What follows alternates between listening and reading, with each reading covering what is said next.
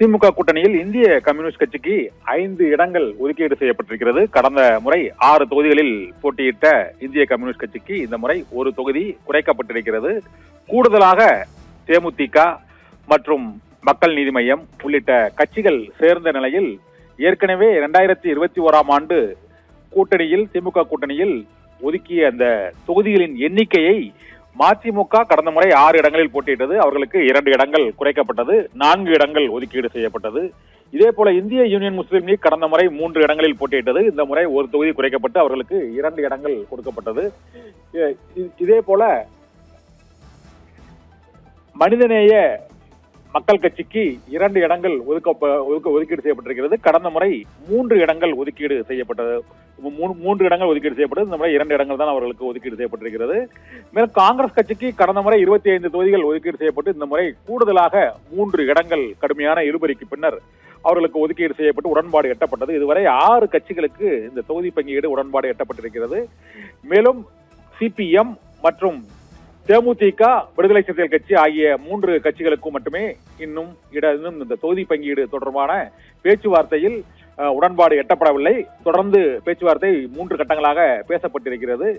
இதைத் தொடர்ந்து மற்ற சிறிய கட்சிகளான பல்வேறு கட்சிகள், தமிழ்நாடு கொங்கு இளைஞர் பேரவை, முக்குளத்தூர் புலிப்படை, இது தவிர மனிதநேய ஜனநாயக கட்சி உள்ளிட்ட கட்சிகளுக்கு உதயசூரியன் சின்னத்திலேயே ஒரு தொகுதி ஒதுக்கீடு செய்யப்படும் என்றும் அது கடைசியாக அந்த அறிவிப்பு வெளியாகும் எனவும் எதிர்பார்க்கப்படுகிறது. திமுக கூட்டணியை பொறுத்தவரை பல்வேறு கட்சிகள் இடம்பெற்றிருந்த போதிலும் சில அமைப்புகளுக்கு அகில இந்திய ஃபார்வர்டு பிளாக்கில் வல்லரசு ஃபார்வர்டு பிளாக் கட்சி உள்ளிட்ட பல்வேறு இடங்களுக்கு அந்த திமுக கூட்டணியில் அவர்களுக்கு இடம் ஒதுக்கீடு செய்யப்பட்டாலும் இதயத்தில் இடம் ஒதுக்கீடு செய்யப்படும் என ஏற்கனவே மறைந்த முதலமைச்சர் கருணாநிதி கூறியதற்கு இணங்க பல்வேறு அமைப்புகளுக்கும் பல்வேறு கட்சிகளுக்கும் இந்த முறை தொகுதி ஒதுக்கீடு செய்ய முடியாத சூழ்நிலை ஏற்பட்டிருக்கிறது என்பதை அவர்களிடம் தெரிவித்து அவர்களுக்கு மற்ற உள்ளாட்சி தேர்தல் மற்ற அரசின் நிர்வாகத் துறைகளில் அவர்களுக்கான பல்வேறு பதவிகள் வழங்கப்படும் என்பது திமுக கூட்டணியில் வழக்கமான ஒன்று. அது இந்த முறை பல கட்சிகளுக்கு வழங்க வேண்டிய சூழ்நிலை ஏற்பட்டிருக்கிறது. 21 கட்சிகளுக்கும் அதிகமான கூட்டணி கட்சிகள் இணைந்திருக்கின்றன. இந்த சூழ்நிலையில் காங்கிரஸ் கட்சி இதற்கு அடுத்ததாக தேமுதிக கட்சிக்கான தொகுதி பங்கீடு இறுதி செய்யப்படும் என எதிர்பார்க்கப்படுகிறது. அது மார்க்சிஸ்ட் கம்யூனிஸ்ட் கட்சிக்கான தொகுதி பங்கீடு நிறைவானவுடன் தேமுதிக மற்றும் விடுதலை சிறுத்தைகள் கட்சிக்கும் தொகுதி பங்கீடு நிறைவடைந்தால் திமுக கூட்டணியில் தொகுதி பங்கீடு நிறைவடைந்துவிடும். இதனால் மார்ச் 30ஆம் தேதி வேட்புமனு தாக்கல் தொடங்குகிறது. அதற்கு முன்னதாக தொகுதி பங்கீடை மட்டுமல்ல, எந்தெந்த தொகுதிகளில் போட்டியிடுவது என்பது குறித்தும் வேட்பாளர்கள் குறித்தும் முடிவு செய்வதற்கான காலம் இன்னும் 12 நாட்கள் மட்டுமே இருக்கிறது. வேட்புமனு தாக்கல் தொடங்குவதற்கு முன்னதாக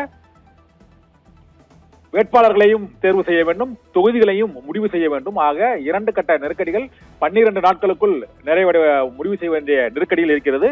அனைத்துமே அந்த 22ஆம் தேதிக்குள் அடுத்த 4 நாட்களுக்குள் இந்த தொகுதி பங்கீடு திமுக கூட்டணியில் நிறைவடையும் என எதிர்பார்க்கப்படுகிறது. இன்றே விடுதலை சிறுத்தைகள், தேமுதிக மற்றும் மார்க்சிஸ்ட் கம்யூனிஸ்ட் கட்சிக்கான தொகுதி பங்கீடு இறுதி செய்யப்படும் என எதிர்பார்க்கப்படுகிறது.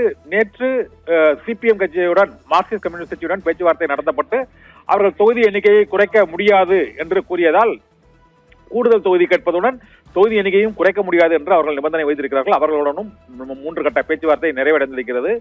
சிபிஎம் கட்சியுடன் பேச்சுவார்த்தை நிறைவடைந்தவுடன் விடுதலை சிறுத்தைகள் கட்சி மற்றும் தேமுதிக கட்சிகளுக்கான தொகுதி பங்கீடு நாளை அல்லது நாளை மறுதினம் நிறைவடையும் என எதிர்பார்க்கப்படுகிறது.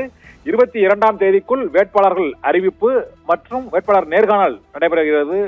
நேற்று புதுச்சேரி உள்ளிட்ட மாநிலங்களுக்கும் இன்று தென் மாவட்டங்களான நெல்லை, தூத்துக்குடி, தென்காசி உள்ளிட்ட தென் மாவட்டங்களுக்குமான வேட்பாளர் நேர்காணல் இன்று நடைபெறுகிறது. வேட்பாளர் நேர்காணல் இன்னும் 3-4 நாட்களில் ஒட்டுமொத்தமாக நிறைவடையும் என எதிர்பார்க்கப்படுகிறது. அதற்கு பின்னர் தொகுதிகளை இறுதி செய்து அதன் பின்னர் முடிவுகள் அறிவிக்கப்படும். அந்தந்த வேட்பாளர்கள் யார் யார் எந்தெந்த கட்சியில் போட்டியிடுவார்கள் என்று அந்த முடிவு எடுத்து அறிவிக்கப்பட்டவுடன் ஒரு 22ஆம் தேதி அளவிலேயே திமுகவின் முழுமையான தேர்தல் பிரச்சாரத்தை கூட்டணி கட்சி தலைவர்களோடு தொடங்குவார்கள் என எதிர்பார்க்கப்படுகிறது. அனைத்து கூட்டணி கட்சி தலைவர்களும் பங்கேற்கும் வகையில் ஒரு பிரம்மாண்டமான ஒரு பொதுக்கூட்டத்தை ஏற்பாடு செய்திருக்கிறார்கள் திமுக கூட்டணி கட்சிகள். தொகுதி பங்கீடு நிறைவடைந்தவுடன் 30ஆம் தேதிக்குள் வேட்புமனு தாக்கல் தொடங்கப்படுவதற்கு முன்னதாகவே அந்த வேட்பாளர்களுக்கான பிரச்சாரத்தை தொடங்குவதற்கு இந்த முறை திமுக முடிவு செய்திருக்கிறது.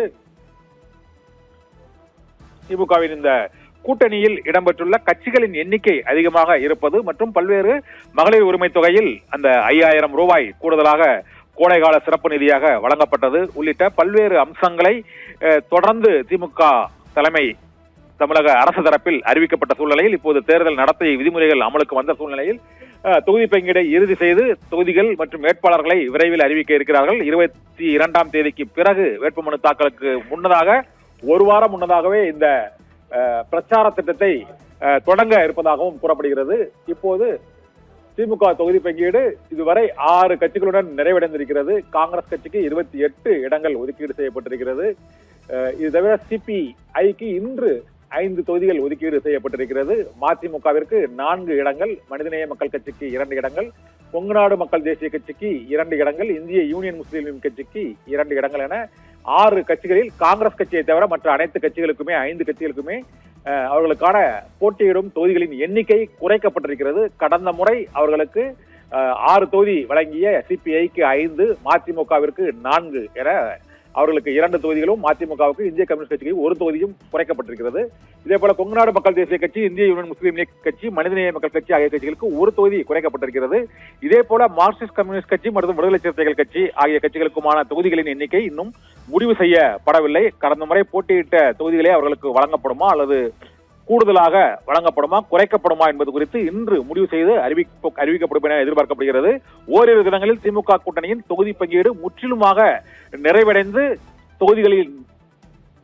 தொகுதிகளையும் தேர்வு செய்து வேட்பாளர்களையும் முடிவு செய்து பிரச்சாரத்தையும் இன்னும் 12 நாட்களில் அவர்கள் தொடங்கக்கூடிய